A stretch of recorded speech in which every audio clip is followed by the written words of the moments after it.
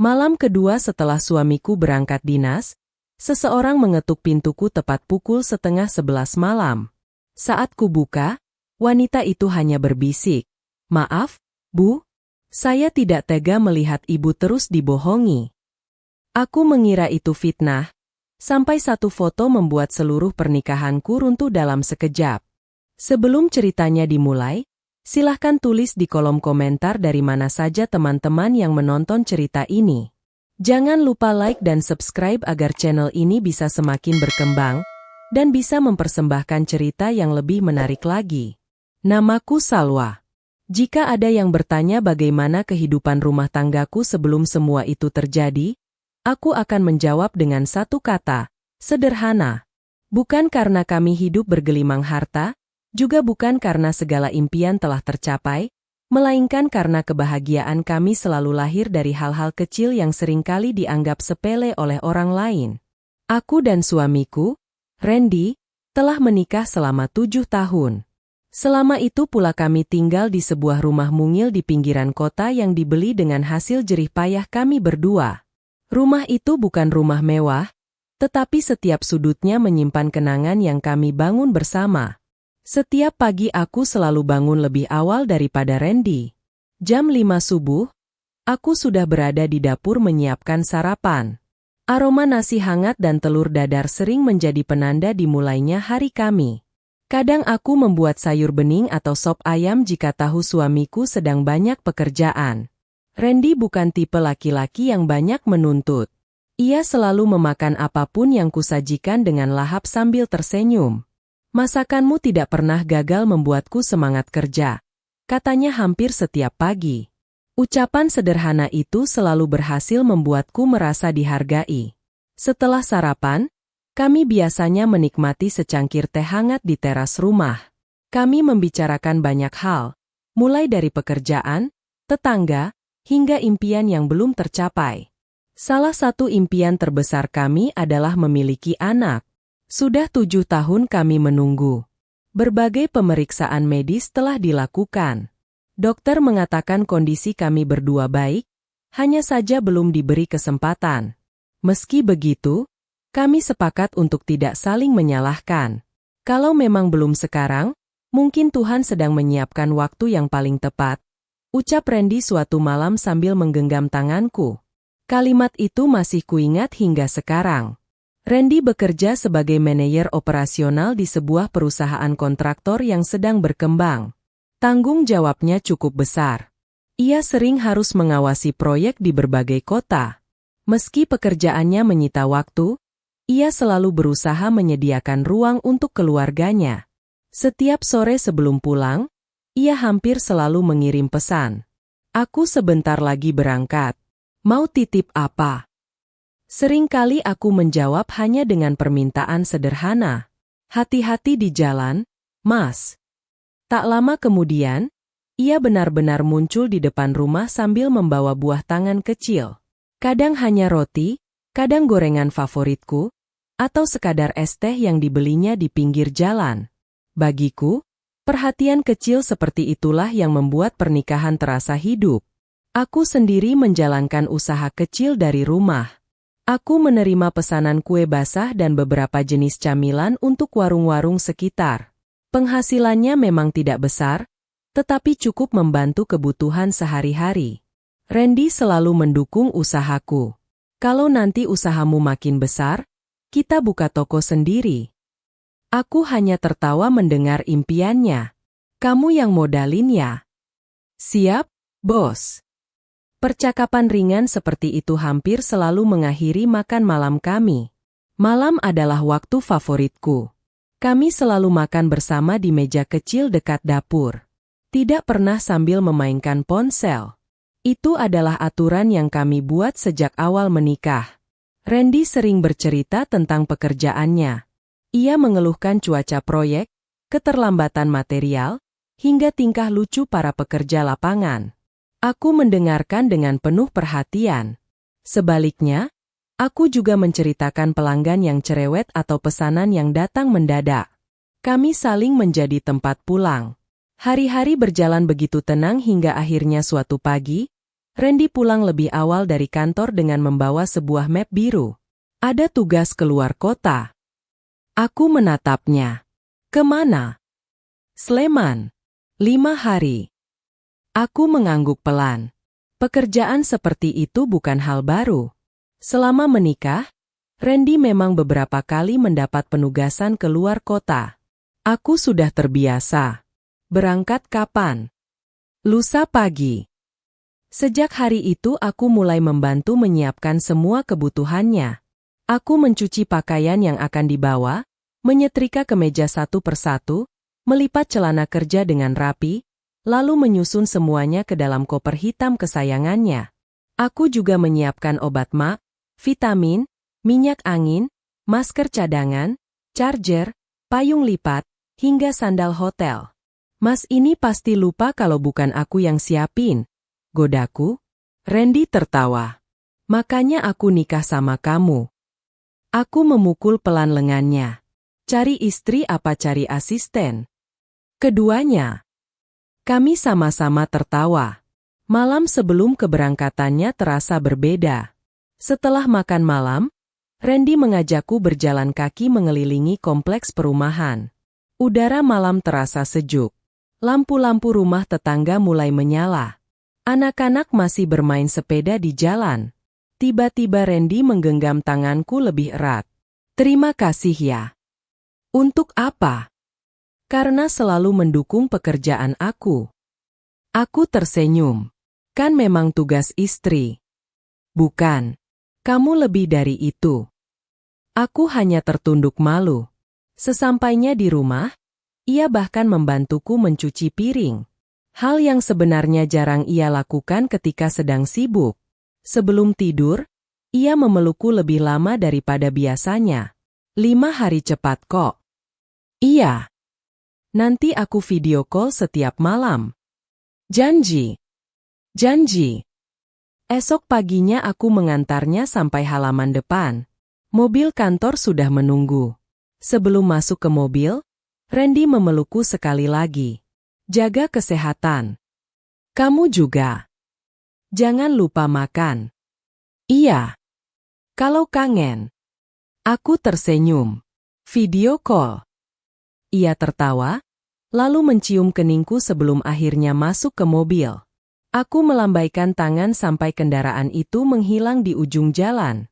Hari pertama berlalu seperti biasa. Pukul 8 pagi Randy mengirim foto perjalanan. Baru masuk tol. Lancar. Siang harinya ia kembali mengirim pesan. Sudah sampai lokasi proyek. Sore menjelang malam ia bahkan melakukan panggilan video.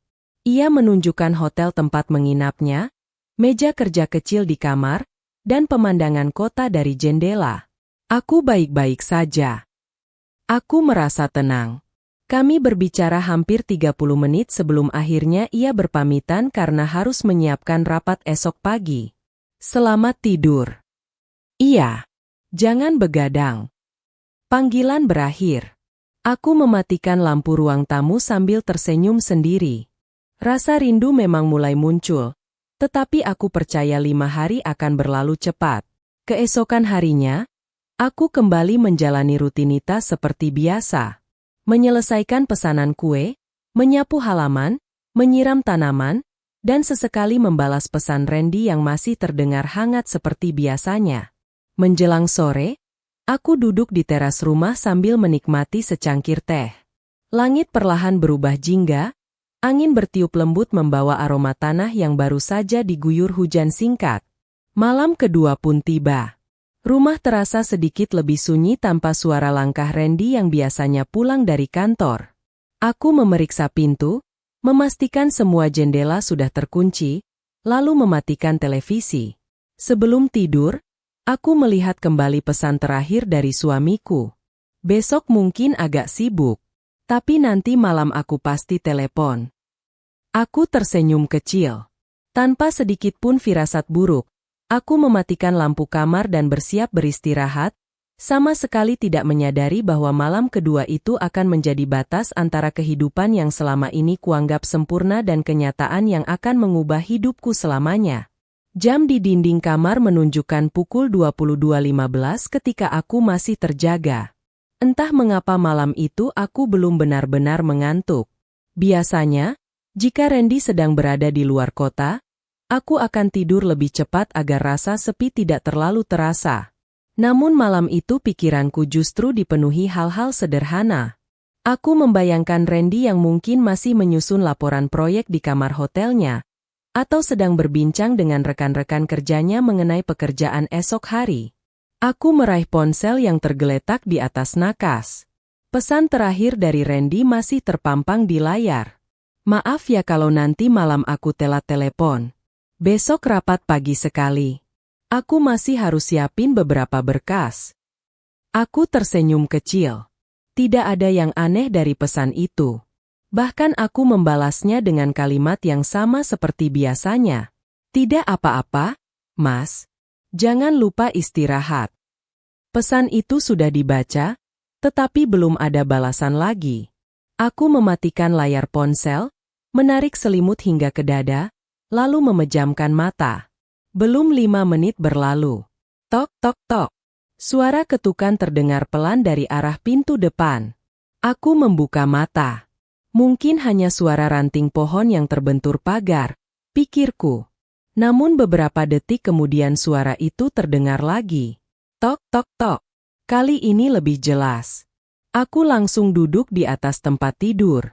Jantungku mulai berdetak lebih cepat. Rumahku berada di ujung gang kecil yang tidak terlalu ramai. Setelah pukul 9 malam, hampir semua tetangga sudah menutup pintu rumah masing-masing. Sangat jarang ada tamu yang datang larut malam, apalagi ketika suamiku sedang berada di luar kota. Aku melirik jam. Pukul 22.30. Siapa malam-malam begini? Gumamku pelan. Aku tidak langsung keluar kamar.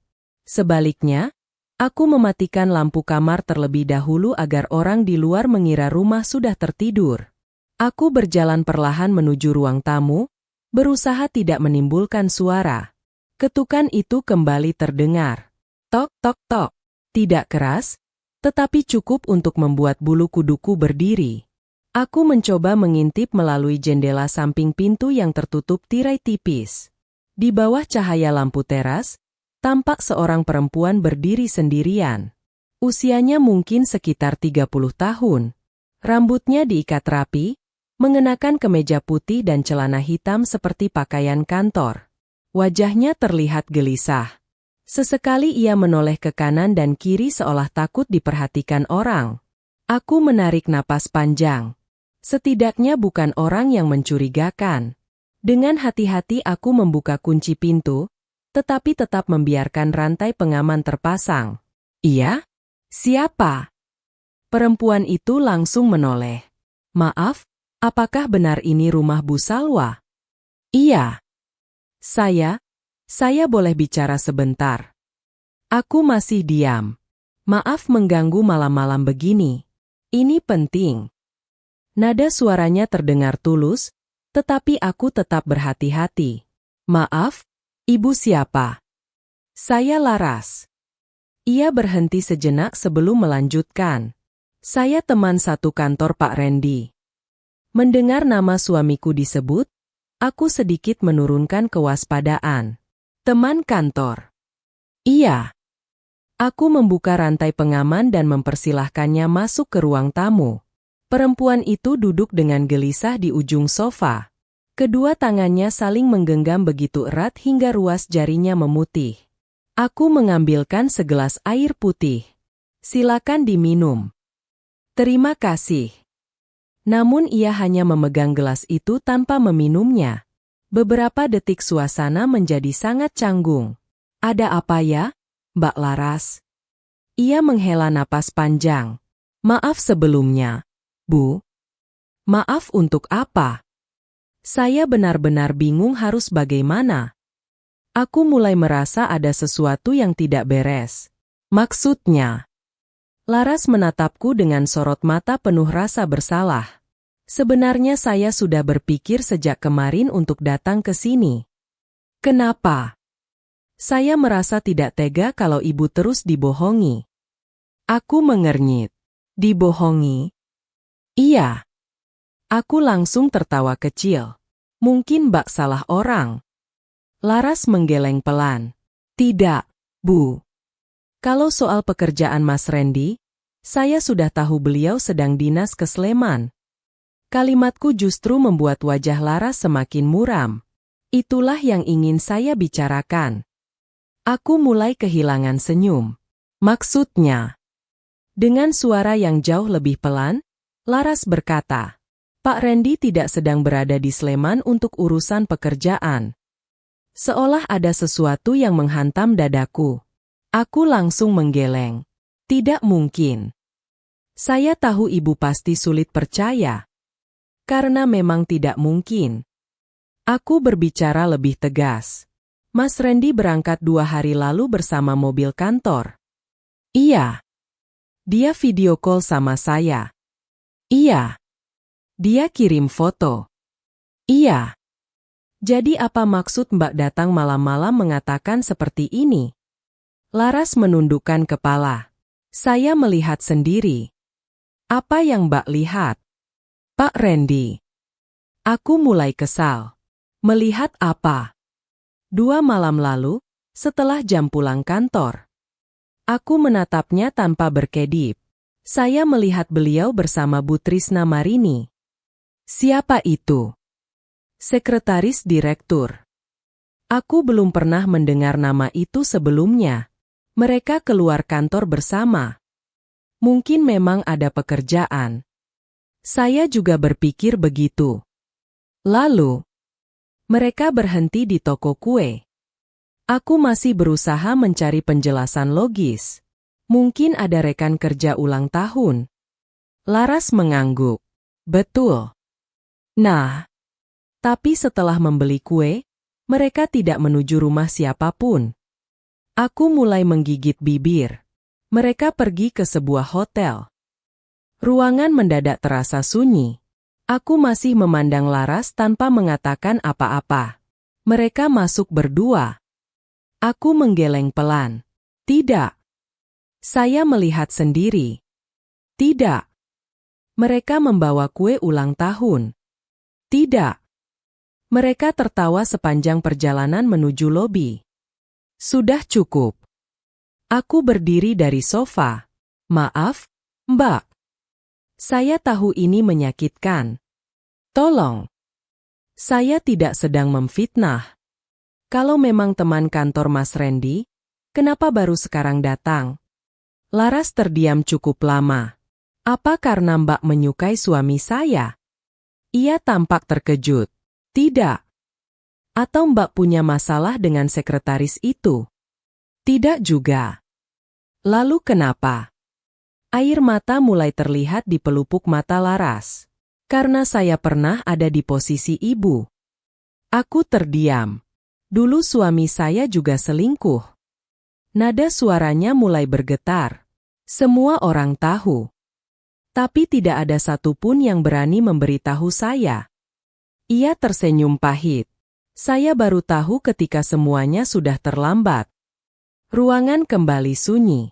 Akhirnya saya bercerai. Aku mulai bisa merasakan luka yang masih tersimpan di balik tatapan matanya. Saya tidak ingin ibu mengalami hal yang sama. Aku masih berusaha mempertahankan keyakinanku. Mas Randy bukan laki-laki seperti itu.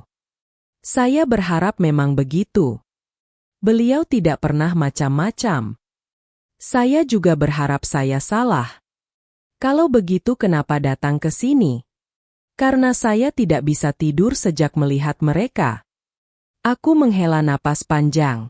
Mbak mungkin salah lihat. Laras membuka tas kecil yang sedari tadi berada di pangkuannya. Aku berharap memang salah. Ia mengeluarkan ponsel. Ini alasan saya datang. Tanganku mendadak terasa dingin. Ia membuka galeri, lalu memperbesar sebuah foto. Foto itu diambil dari kejauhan. Agak buram. Namun masih cukup jelas untuk mengenali sosok seorang pria yang mengenakan kemeja biru tua. Kemeja yang sangat kukenal. Kemeja yang kusiapkan sendiri sebelum keberangkatannya. Di samping pria itu berdiri seorang perempuan muda bergaun krem sambil membawa kotak kue ulang tahun. Keduanya sedang berjalan menuju pintu masuk sebuah hotel. Meski wajah mereka tidak terlalu jelas, postur tubuh pria itu, cara ia berjalan, tas kerja hitam yang menggantung di bahunya, semuanya begitu mirip dengan Randy. Tanganku mulai gemetar. Mungkin. Aku mencoba mencari alasan. Mungkin ini hanya kebetulan. Laras menggeser ke foto berikutnya. Kini tampak pria itu menoleh sedikit. Wajahnya terlihat lebih jelas. Aku langsung menahan napas. Itu memang Randy. Aku mengenali jam tangan yang kuberikan saat ulang tahunnya tahun lalu. Aku mengenali sepatu kulit coklat yang baru kubelikan 2 bulan lalu. Aku mengenali semuanya. Tetapi pikiranku masih menolak menerima kenyataan. Mungkin. Kalimatku menggantung. Laras mematikan layar ponselnya. Saya tidak meminta ibu percaya pada saya. Ia berdiri perlahan. Saya hanya meminta ibu mencari tahu sendiri. Aku masih mematung. Jangan langsung menuduh. Jangan juga langsung percaya.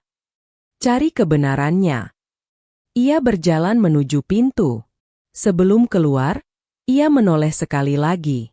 Kalau ternyata saya salah, saya akan datang meminta maaf kepada ibu. Tapi kalau saya benar. Ia menarik napas panjang. Jangan biarkan ibu menjadi orang terakhir yang mengetahui semuanya. Pintu rumah kembali tertutup. Aku berdiri sendirian di ruang tamu. Suasana mendadak terasa jauh lebih sunyi daripada sebelumnya. Aku melihat ponselku. Tidak ada panggilan dari Randy. Tidak ada pesan baru. Aku mencoba menghubunginya. Nada sambung terdengar beberapa kali. Lalu panggilan terputus. Aku mencoba lagi. Kali ini ponselnya tidak aktif. Aku duduk perlahan di sofa. Pikiranku kacau. Hatiku terus berkata bahwa suamiku tidak mungkin melakukan semua itu. Namun mataku telah melihat foto yang sulit untuk dibantah. Aku kembali membuka galeri ponselku sendiri dan memperbesar foto keberangkatan Randy 2 hari lalu. Kemeja biru tua, tas hitam, jam tangan perak, semuanya sama persis dengan yang terlihat dalam foto milik Laras. Malam itu aku sama sekali tidak memejamkan mata. Berkali-kali aku memperbesar foto tersebut, berharap menemukan sesuatu yang bisa membuktikan bahwa perempuan itu salah melihat. Namun setiap kali kulihat lagi, keyakinanku justru semakin goyah. Hingga fajar mulai menyingsing di balik jendela, aku masih terduduk di ruang tamu dengan mata sembab, memandangi foto itu tanpa henti sambil bertanya dalam hati, benarkah lelaki yang selama 7 tahun ku percaya sepenuhnya sedang menyembunyikan kehidupan lain dariku? Pertanyaan itu terus berputar di dalam kepalaku hingga cahaya matahari pagi menembus sela-sela tirai ruang tamu. Aku bahkan tidak sadar kapan azan subuh berkumandang. Semalaman aku hanya duduk di sofa dengan mata yang memerah, sementara foto yang ditunjukkan Laras seolah terus mengejek keyakinanku selama ini. Aku masih ingin mempercayai Randy, tetapi untuk pertama kalinya sejak kami menikah, kepercayaan itu mulai retak. Bukan karena ucapan orang lain, melainkan karena bukti yang kulihat sendiri. Meski begitu, aku memutuskan satu hal. Aku tidak akan menuduh sebelum menemukan kebenaran dengan tanganku sendiri. Pagi itu aku menjalani rutinitas seperti biasa. Aku menyapu halaman, menyiram tanaman, lalu membuat secangkir teh hangat. Dari luar, tidak ada yang berubah. Namun di dalam hati, semuanya terasa berbeda. Setiap sudut rumah mengingatkanku pada Randy. Kemeja yang masih tergantung di lemari, sandal yang biasa dipakainya, hingga muk favoritnya di rak dapur mendadak membuat dadaku sesak. Aku berusaha mengusir perasaan itu dengan menyibukkan diri, tetapi pikiranku terus kembali pada foto di depan hotel. Sekitar pukul 8 pagi, sebuah pesan masuk dari Randy. Isinya singkat, seperti tidak terjadi apa-apa. Selamat pagi, sayang. Maaf semalam ketiduran habis rapat. Hari ini jadwalku padat. Aku menatap layar cukup lama sebelum membalas dengan kalimat biasa. Semangat ya, Mas. Jaga kesehatan. Aku sengaja tidak menunjukkan sedikit pun kecurigaan. Jika memang ada sesuatu yang disembunyikannya, aku tidak ingin ia mengetahui bahwa aku mulai mencari tahu. Setelah itu aku membuka kembali riwayat percakapan kami selama beberapa bulan terakhir. Awalnya aku hanya membaca ulang pesan-pesan lama, berharap menemukan sesuatu yang terasa janggal. Semakin lama aku memperhatikan, semakin banyak hal kecil yang dulu tidak pernah kupedulikan kini tampak memiliki arti berbeda. Ada beberapa malam ketika Randy mengaku lembur hingga larut, tetapi hanya mengirim satu pesan singkat tanpa pernah menelepon. Ada pula akhir pekan ketika ia mengatakan harus bertemu klien secara mendadak. Saat itu aku selalu percaya karena selama ini ia memang dikenal sebagai pekerja keras. Kini semua alasan itu mulai terlihat seperti potongan puzzle yang belum pernah kususun. Aku kemudian membuka aplikasi perbankan yang biasa kami gunakan bersama untuk memantau keuangan keluarga. Selama ini kami sepakat bersikap terbuka mengenai pengeluaran. Aku jarang memeriksanya karena tidak pernah merasa perlu.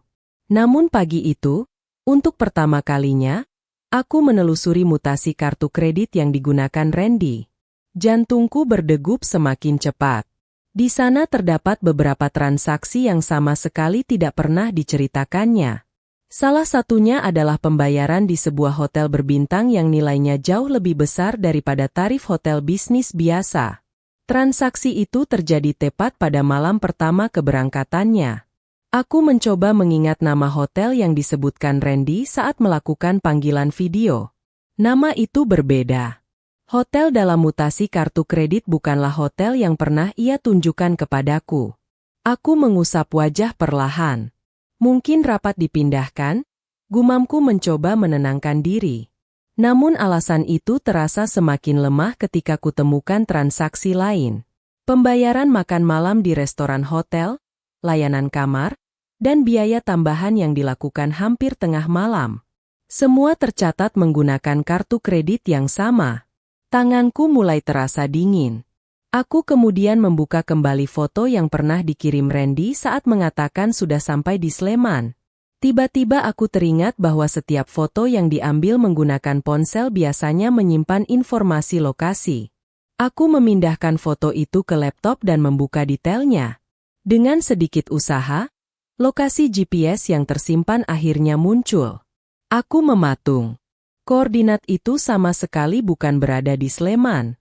Aku membuka peta digital untuk memastikan.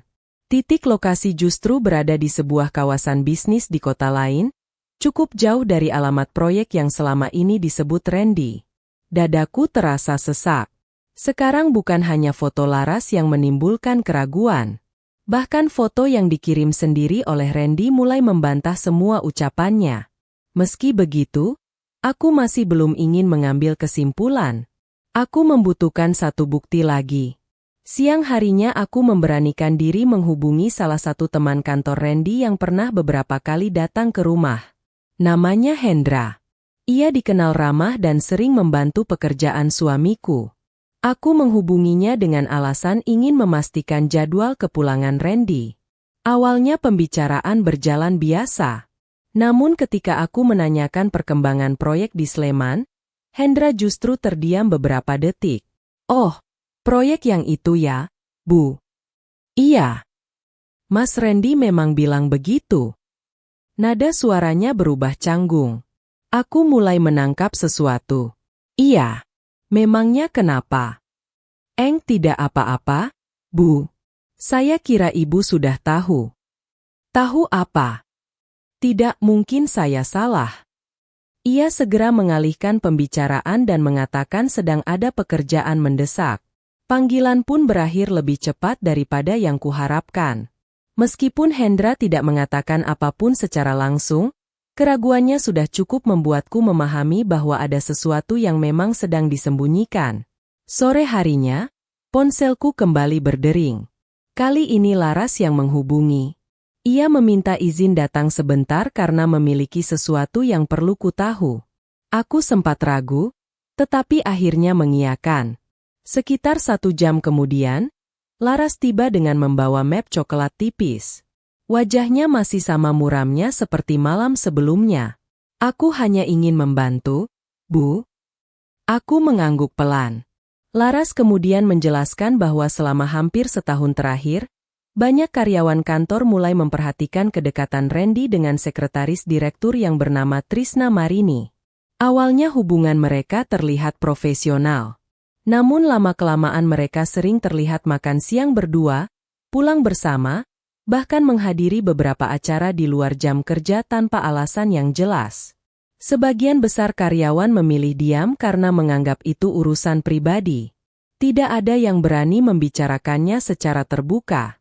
Laras juga mengaku pernah melihat Trisna mengenakan kalung berliontin berlian yang menurut pengakuannya merupakan hadiah ulang tahun dari seseorang yang sangat spesial. Saat itu Laras tidak terlalu memikirkan hal tersebut. Hingga beberapa hari kemudian ia secara tidak sengaja melihat Randy keluar dari toko perhiasan terkenal di pusat perbelanjaan. Mendengar cerita itu, ingatanku langsung melayang pada sebuah notifikasi kartu kredit yang pernah kulihat beberapa minggu lalu. Saat itu ada pembayaran dalam jumlah besar di toko perhiasan, tetapi Randy mengatakan bahwa transaksi tersebut adalah uang muka pembelian jam tangan untuk klien perusahaan. Aku mempercayainya begitu saja. Kini aku membuka kembali riwayat transaksi tersebut. Nama toko yang tertera memang merupakan butik perhiasan mewah. Tidak ada satupun koleksi jam tangan di sana. Dadaku terasa semakin berat. Aku mencoba menghitung pengeluaran keluarga selama 6 bulan terakhir. Semakin banyak angka yang kutelusuri, semakin jelas terlihat bahwa saldo tabungan kami berkurang jauh lebih cepat daripada biasanya. Ada beberapa kali pemindahan dana ke rekening pribadi Randy yang dulu tidak pernah kupersoalkan karena menganggapnya berkaitan dengan pekerjaan. Kini semuanya terlihat berbeda. Jumlahnya tidak sedikit. Jika dijumlahkan, uang yang keluar sudah mencapai puluhan juta rupiah. Padahal selama ini kami sedang menabung untuk membeli rumah yang lebih besar. Kami bahkan beberapa kali menunda liburan demi menambah saldo tabungan. Aku selalu berpikir pengorbanan itu kami lakukan bersama demi masa depan. Ternyata tanpa sepengetahuanku, sebagian uang itu mungkin telah digunakan untuk membiayai kehidupan lain yang tidak pernah kukenal. Air mata akhirnya jatuh juga. Aku menangis cukup lama di ruang tamu yang kini terasa begitu asing. Bukan hanya karena kemungkinan perselingkuhan itu, tetapi karena aku merasa seluruh kepercayaan yang kubangun selama bertahun-tahun runtuh dalam waktu kurang dari 2 hari. Aku teringat semua perhatian Randy, semua janji yang pernah diucapkannya, semua pelukan yang membuatku merasa aman. Kini setiap kenangan itu berubah menjadi pertanyaan besar yang sulit kujawab. Namun setelah tangisku mereda, muncul perasaan lain yang belum pernah kurasakan sebelumnya. Aku lelah menangis. Aku lelah menjadi orang yang hanya menunggu penjelasan. Jika semua ini benar, maka air mataku tidak akan mengubah apapun. Aku berdiri perlahan, mencuci wajah, lalu menatap bayanganku sendiri di cermin. Wajahku memang tampak lelah, tetapi di balik mata yang sembab mulai tumbuh tekad yang berbeda. Aku sadar bahwa jika Randy benar-benar membohongiku selama ini, ia pasti tidak akan mengaku hanya karena aku bertanya. Orang yang mampu menyusun kebohongan selama berbulan-bulan tentu sudah menyiapkan banyak alasan. Aku harus lebih sabar daripada dia. Aku harus lebih tenang daripada dia. Aku mulai mengumpulkan semua bukti yang kutemukan. Foto dari Laras kusalin ke dalam laptop. Riwayat transaksi bank kunduh dalam bentuk dokumen. Detail lokasi GPS kusimpan dalam folder khusus. Aku bahkan mulai membuat catatan kecil mengenai tanggal, jam, dan setiap kejanggalan yang kutemukan. Semuanya kususun serapi mungkin agar tidak ada satupun yang terlupakan. Malam itu, ketika Randy akhirnya menelepon dengan suara yang terdengar hangat seperti biasa, aku menjawab panggilannya tanpa sedikit pun menunjukkan emosi. Aku tetap tersenyum, tetap menanyakan kabarnya, bahkan mengingatkannya agar tidak lupa makan. Di balik nada suaraku yang tenang, Pikiranku justru sedang bekerja jauh lebih keras daripada sebelumnya. Untuk pertama kalinya sejak menikah, aku memilih menyembunyikan perasaanku bukan karena takut kehilangan suami, melainkan karena aku ingin mengetahui seluruh kebenaran sebelum mengambil langkah berikutnya. Dan sejak malam itu pula, aku berhenti menjadi perempuan yang hanya menangisi pengkhianatan. Aku mulai berubah menjadi seseorang yang diam-diam sedang menyusun balasan paling cerdas bagi lelaki yang mungkin telah menghancurkan kepercayaan yang kuberikan sepenuh hati. Keputusan itu menjadi satu-satunya pegangan yang membuatku tetap berdiri tegak. Aku sadar, jika emosiku menguasai keadaan, semua bukti yang telah kukumpulkan akan sia-sia. Aku tidak boleh bertindak tergesa-gesa. Aku harus membuat Randy percaya bahwa aku masih menjadi Salwa yang sama, istri yang selalu menyambutnya dengan senyum, yang tidak pernah mempertanyakan apapun, dan yang selalu mempercayai setiap kata yang keluar dari mulutnya. Hari kelima akhirnya tiba. Sejak pagi aku sudah menerima pesan dari Randy yang mengatakan bahwa rapat terakhir telah selesai dan ia akan segera pulang. Pesannya terdengar biasa, bahkan disertai emotikon tersenyum seperti yang sering ia kirimkan. Jika semua ini terjadi seminggu sebelumnya, mungkin aku akan menghitung jam demi jam sambil menunggu kepulangannya. Namun kini, perasaanku berbeda. Aku memang menunggu, tetapi bukan karena rindu. Aku menunggu untuk melihat langsung wajah seseorang yang telah berbohong berkali-kali tanpa sedikit pun merasa bersalah. Menjelang sore, suara mesin mobil berhenti di depan rumah. Dari balik jendela ruang tamu, aku melihat Randy turun sambil membawa koper hitam yang sama. Wajahnya tampak segar. Bahkan ia masih sempat tersenyum kepada tetangga yang kebetulan sedang menyapu halaman. Tidak ada raut lelah seperti orang yang baru menyelesaikan perjalanan bisnis selama 5 hari. Tidak ada pula tanda-tanda bahwa ia sedang menyimpan rasa bersalah. Aku membuka pintu sebelum ia sempat mengetuk. Assalamualaikum. Waalaikumsalam. Randy langsung tersenyum lebar dan memelukku seperti biasa. Akhirnya pulang juga. Iya. Kangen rumah. Aku membalas pelukannya sekadarnya.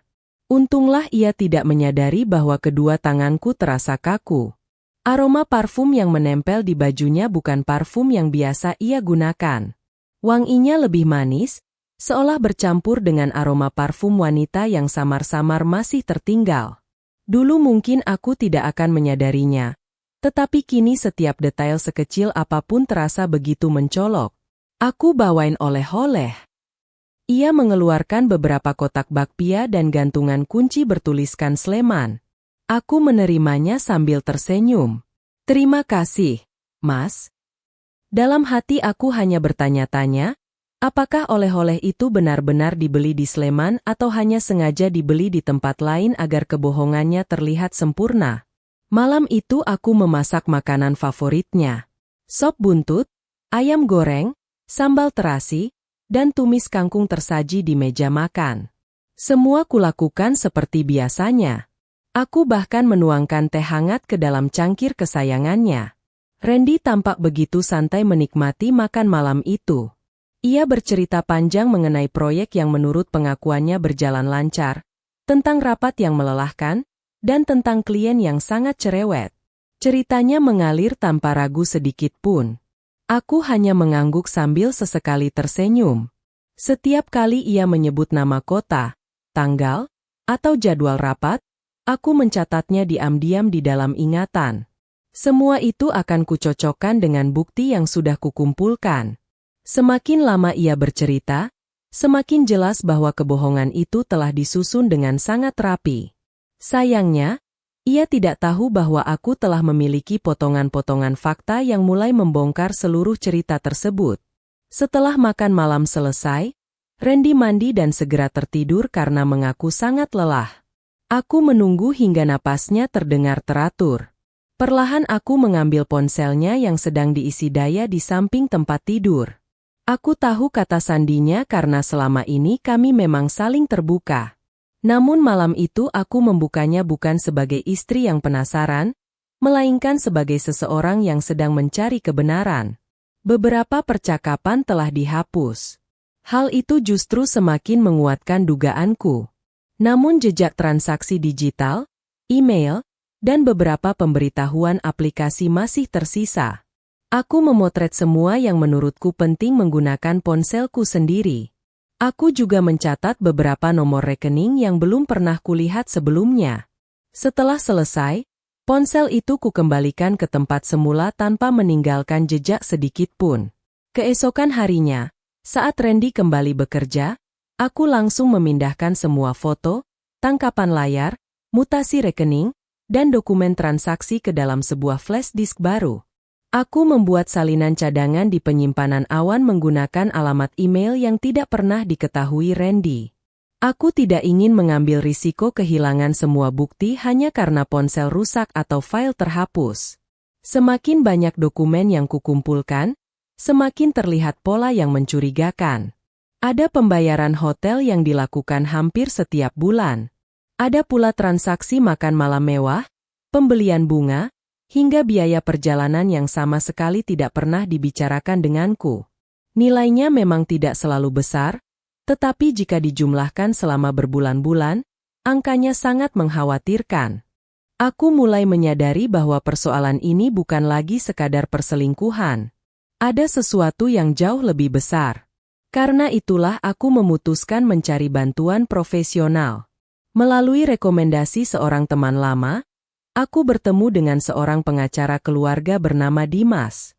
Pertemuan itu kulakukan di sebuah kantor kecil yang jauh dari lingkungan rumah, agar tidak menarik perhatian siapapun. Aku menjelaskan seluruh kronologi tanpa melebih-lebihkan. Aku menyerahkan salinan bukti yang telah kukumpulkan. Dimas membacanya satu persatu dengan sangat teliti. Ia tidak langsung memberikan kesimpulan, tetapi ia menyarankan agar aku tidak mengambil tindakan apapun sampai bukti benar-benar lengkap. Menurutnya, emosi seringkali menjadi penyebab utama seseorang kalah dalam proses hukum. Ia menyarankan agar aku tetap bersikap normal di depan Randy dan membiarkannya merasa aman.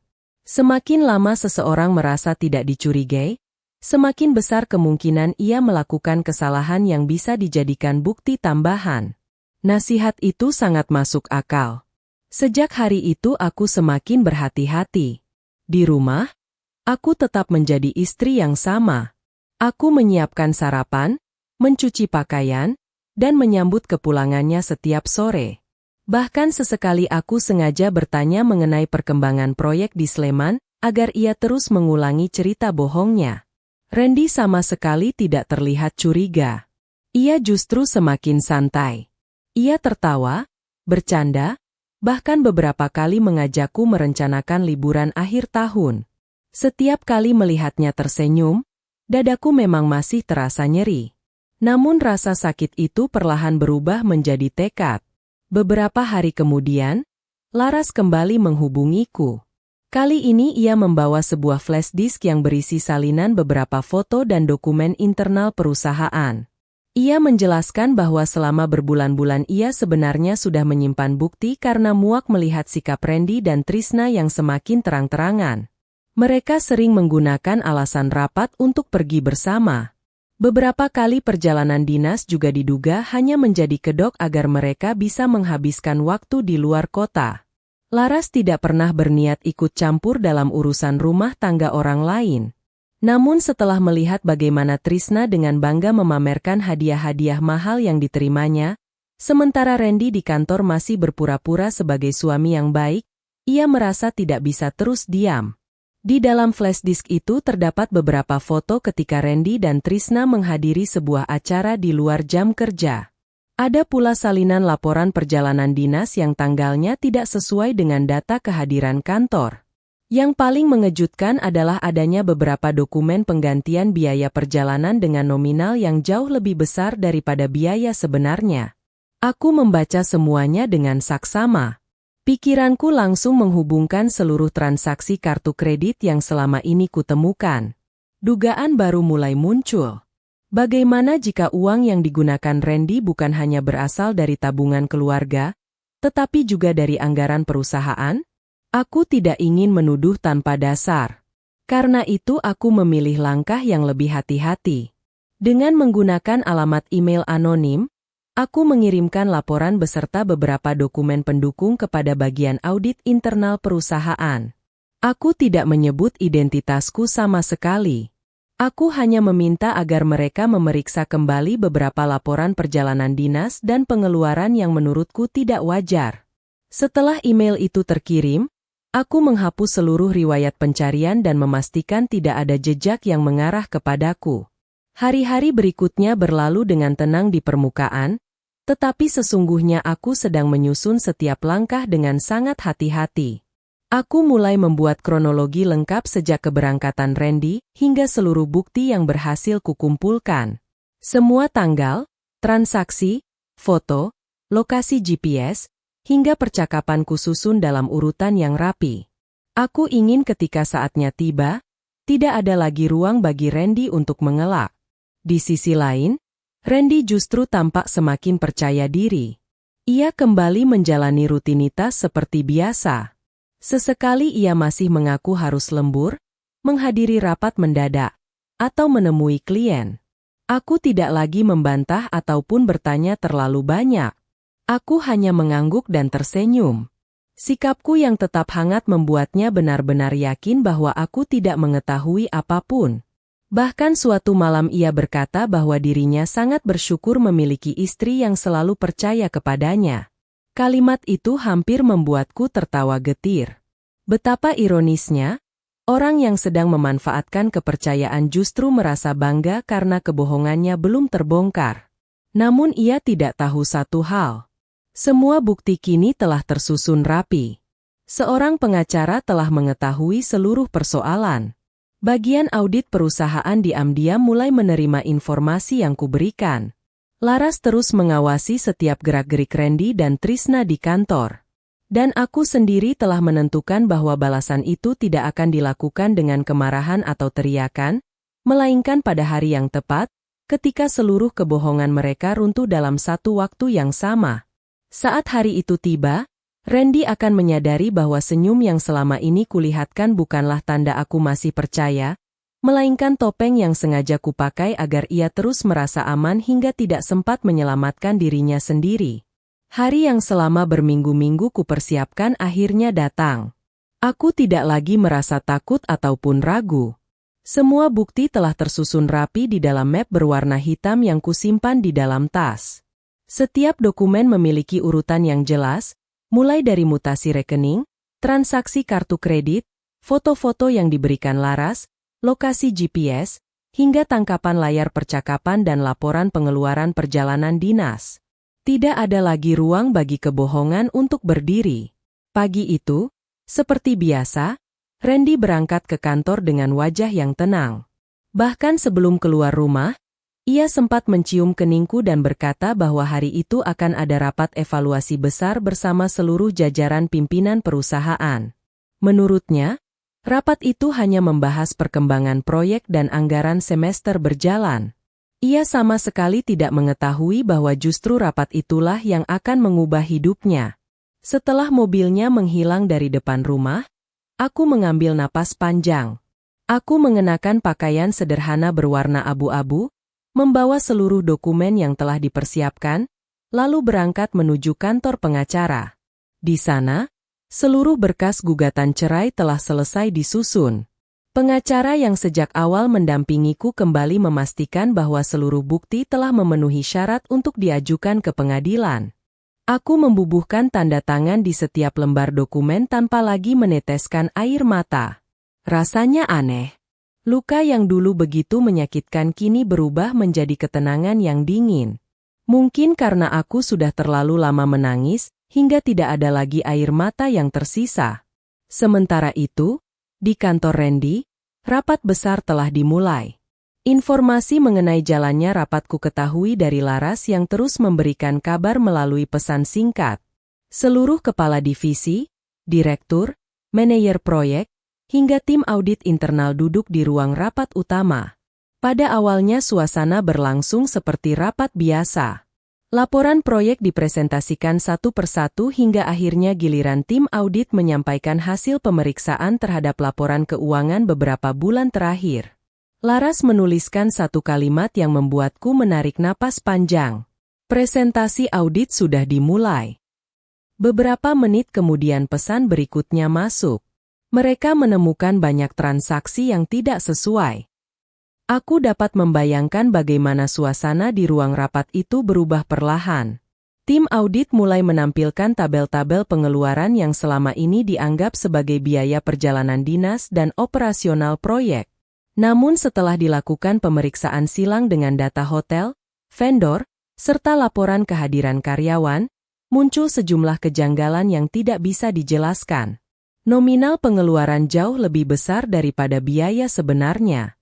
Beberapa perjalanan dinas ternyata tidak pernah tercatat di lokasi proyek. Ada kwitansi yang diduga dibuat hanya sebagai pelengkap administrasi. Kemudian layar presentasi berganti memperlihatkan alur transfer dana.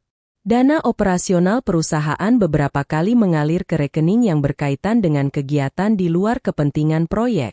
Beberapa transaksi mengarah pada pembayaran hotel mewah, restoran, pembelian hadiah, dan fasilitas pribadi. Semua data itu telah diperiksa berulang kali oleh auditor sebelum dipresentasikan kepada pimpinan.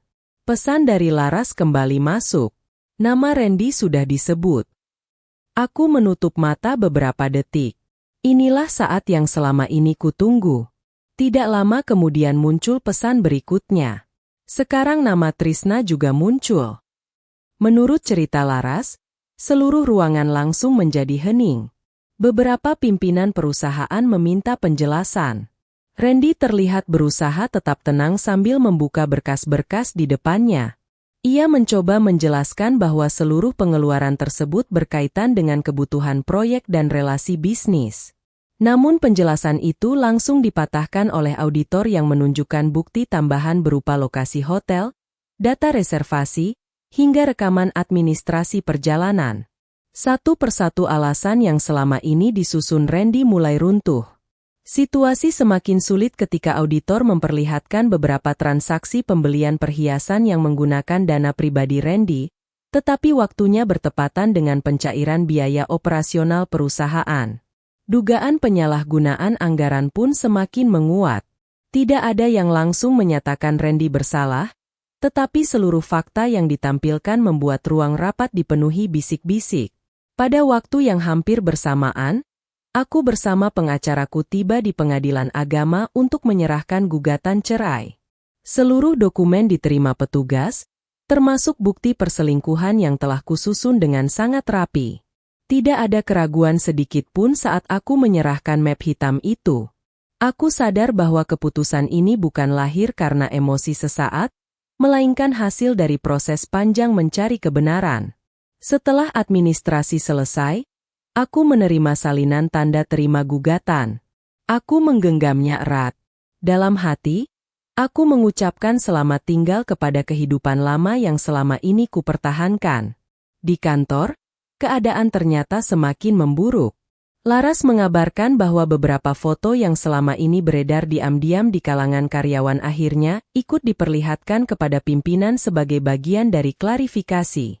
Foto-foto itu memperlihatkan Randy dan Trisna menghadiri acara pribadi, makan malam berdua, hingga memasuki hotel pada waktu yang sama dengan laporan perjalanan dinas.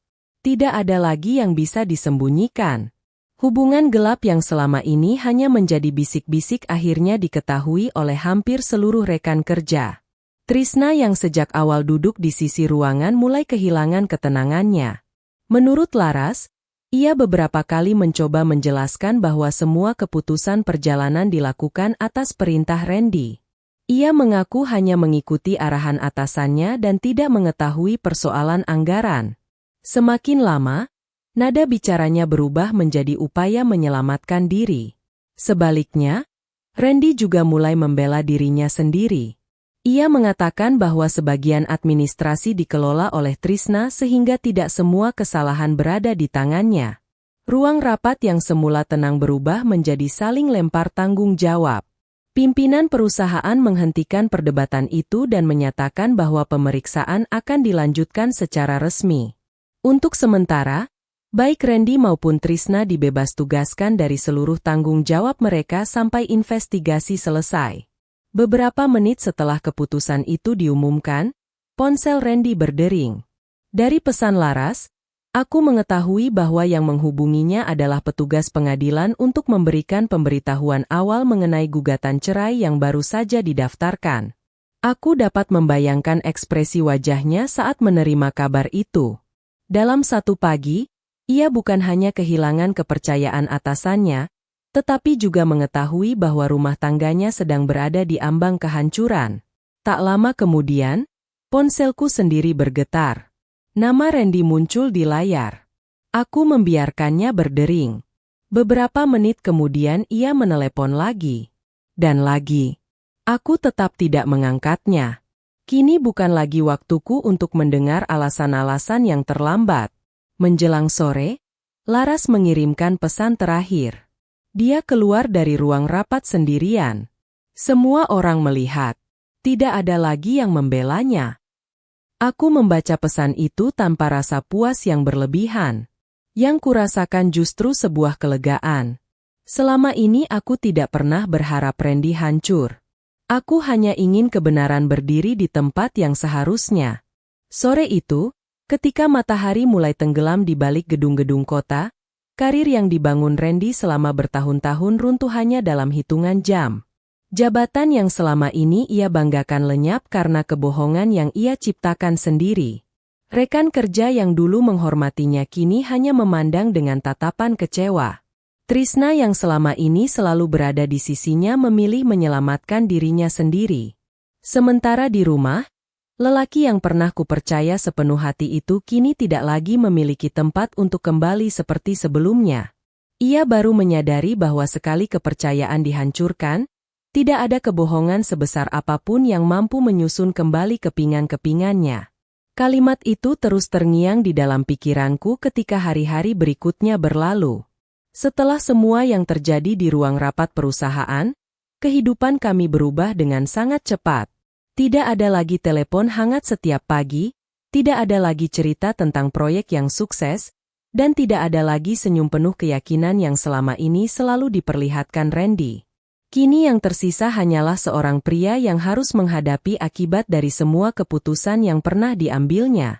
Kurang dari 2 minggu setelah rapat besar itu, perusahaan secara resmi mengeluarkan keputusan pemberhentian terhadap Randy. Hasil investigasi internal menemukan berbagai pelanggaran administrasi dan dugaan penyalahgunaan anggaran perjalanan dinas yang nilainya tidak sedikit. Beberapa transaksi memang masih harus dibuktikan melalui proses hukum, tetapi bukti awal yang dimiliki perusahaan sudah cukup untuk mengakhiri karirnya. Nama yang selama bertahun-tahun dikenal sebagai manajer operasional yang berprestasi kini tercatat sebagai mantan karyawan yang diberhentikan karena dugaan pelanggaran serius. Masalah tidak berhenti di sana. Perusahaan melaporkan temuan tersebut kepada pihak berwenang agar dilakukan penyelidikan lebih lanjut. Selama proses berjalan, beberapa rekening dan aset yang berkaitan dengan dugaan aliran dana mulai diperiksa. Sebagian aset pribadi yang sebelumnya dibanggakan Randy tidak lagi bebas digunakan karena harus menunggu hasil pemeriksaan. Semua berlangsung begitu cepat hingga bahkan ia sendiri tidak sempat menyelamatkan keadaan. Di sisi lain, hubungan Randy dengan Trisna juga mulai runtuh. Wanita yang selama ini rela menemaninya dalam berbagai perjalanan ternyata tidak bertahan ketika masalah datang. Dari cerita Laras, aku mengetahui bahwa Trisna memilih menjauh sejak mengetahui penyelidikan semakin luas dan aset-aset yang berkaitan dengan Randy mulai diperiksa. Ia bahkan berusaha meyakinkan penyidik bahwa dirinya hanya bawahan yang mengikuti perintah atasannya. Hubungan yang dahulu terlihat begitu mesra ternyata tidak mampu bertahan ketika kenyamanan berubah menjadi kesulitan. Semua janji yang mungkin pernah mereka ucapkan menghilang begitu saja. Aku tidak merasa senang mendengar kabar itu. Sebaliknya, aku justru semakin yakin bahwa pengkhianatan memang tidak pernah dibangun di atas fondasi yang kokoh. Orang yang berani mengkhianati pasangan demi orang lain seringkali akan saling meninggalkan ketika keadaan tidak lagi menguntungkan. Sementara itu, proses perceraianku berjalan sesuai jadwal. Pengacara yang mendampingiku memastikan seluruh bukti tersusun rapi. Tidak ada tuduhan tanpa dasar. Semua disampaikan berdasarkan fakta yang telah dikumpulkan selama berminggu-minggu. Aku datang ke setiap sidang dengan pakaian sederhana dan hati yang jauh lebih tenang dibandingkan ketika pertama kali mengetahui kebohongan Randy. Suatu sore, ketika aku baru saja pulang dari tempat produksi kue milikku, terdengar suara mobil berhenti di depan rumah. Dari balik jendela aku melihat Randy berdiri sendirian. Penampilannya jauh berbeda dibandingkan beberapa minggu sebelumnya. Wajahnya tampak pucat, tubuhnya lebih kurus, dan sorot matanya kehilangan kepercayaan diri yang dulu selalu terlihat. Aku membuka pintu dengan tenang. Tidak ada amarah. Tidak ada kebencian. Hanya ada jarak yang kini terasa sangat panjang di antara kami. Randy berdiri cukup lama tanpa berani menatap mataku. Aku boleh bicara sebentar. Aku mengangguk pelan dan mempersilahkannya duduk di teras. Beberapa detik berlalu tanpa suara. Akhirnya ia menarik napas panjang. Aku salah. Kalimat itu terdengar begitu pelan. Aku tahu. Ia kembali menundukkan kepala. Aku kehilangan semuanya. Aku tidak menjawab. Pekerjaan sudah tidak ada. Ia berhenti sejenak. Trisna juga pergi. Aku tetap diam. Sal. Suara Randy mulai bergetar. Aku benar-benar menyesal. Aku memandang wajah yang dulu sangat kukenal itu. Bertahun-tahun aku hidup bersamanya. Aku mengetahui bagaimana ia tertawa, bagaimana ia marah, bahkan bagaimana ia bermimpi tentang masa depan kami. Namun kini aku menyadari bahwa orang yang duduk di depanku bukan lagi sosok yang dulu kucintai sepenuh hati. Penyesalan memang terlihat tulus. Namun penyesalan tidak mampu menghapus kenyataan. Aku minta maaf. Air mata mulai mengalir di pipinya. Aku ingin memperbaiki semuanya. Aku menghela napas panjang. Mas. Ia mengangkat wajahnya. Kalau semua ini tidak terbongkar. Aku berhenti sejenak. Apakah Mas akan tetap mengaku? Ia tidak mampu menjawab. Kalau perusahaan tidak memeriksa laporan keuangan, aku kembali bertanya, apakah Mas akan berhenti? Ia tetap diam. Kalau aku tidak menemukan bukti, apakah Mas akan jujur? Ruangan kembali dipenuhi keheningan. Jawaban itu sebenarnya sudah kutemukan dari kebisuannya. Aku tersenyum tipis. Bukan karena Mas menyesal. Tapi karena Mas ketahuan. Kalimat itu membuat bahunya semakin jatuh. Aku tidak mengucapkannya dengan nada marah. Justru sebaliknya. Aku mengatakannya dengan sangat tenang. Karena luka itu sudah selesai kutangisi. Maafku mungkin bisa kuberikan. Aku menatapnya lurus. Tapi kepercayaanku tidak akan pernah kembali. Ia kembali menangis. Namun kali ini aku tidak lagi ikut menangis bersamanya. Ada masa ketika aku akan memeluknya dan mengatakan bahwa semua akan baik-baik saja. Namun masa itu telah berakhir sejak hari ia memilih membohongiku. Beberapa minggu kemudian, pengadilan akhirnya menjatuhkan putusan. Berdasarkan bukti-bukti yang diajukan, gugatan perceraianku dikabulkan. Hak-hakku sebagai istri diputuskan sesuai ketentuan hukum. Dokumen transaksi, bukti perselingkuhan, serta berbagai data keuangan yang berhasil kukumpulkan menjadi bagian penting dalam proses tersebut. Saat hakim membacakan putusan, aku tidak merasakan kemenangan. Yang kurasakan hanyalah penutupan sebuah bab panjang dalam hidupku. Setelah semuanya selesai, aku memilih fokus pada masa depan. Usaha kue rumahan yang selama ini kurintis diam-diam mulai berkembang pesat. Selama beberapa bulan terakhir, aku memang sengaja memperluas jaringan pemasaran melalui media sosial. Pesanan semakin banyak hingga aku mempekerjakan beberapa ibu rumah tangga di sekitar lingkungan tempat tinggalku. Kami memproduksi berbagai jenis kue basah, roti, dan hampers yang mulai dikenal di beberapa kota. Untuk pertama kalinya setelah sekian lama, aku benar-benar merasa hidup karena usahaku sendiri. Aku tidak lagi bergantung kepada siapapun. Laras tetap menjadi sahabat yang paling sering menemaniku. Ia beberapa kali membantu mempromosikan produk melalui jaringan pertemanannya. Kami sering tertawa bersama sambil mengenang bagaimana semuanya bermula dari sebuah ketukan pintu di malam kedua. Jika malam itu Laras memilih diam, mungkin aku masih hidup dalam kebohongan yang tidak pernah kusadari. Aku selalu bersyukur karena dipertemukan dengannya. Suatu hari, ketika sedang menghadiri sebuah pameran usaha kecil, aku melihat Randy dari kejauhan. Ia berjalan sendirian dengan pakaian sederhana. Rambutnya mulai memutih di beberapa bagian. Ia tampak jauh lebih tua daripada usianya. Tatapan kami sempat bertemu beberapa detik. Ia hanya tersenyum kecil. Aku membalas dengan anggukan sopan. Tidak ada lagi rasa benci. Tidak ada lagi keinginan membalas. Yang tersisa hanyalah penerimaan bahwa setiap orang harus bertanggung jawab atas pilihannya sendiri. Aku kemudian melanjutkan langkah menuju stan usahaku yang ramai dikunjungi pelanggan.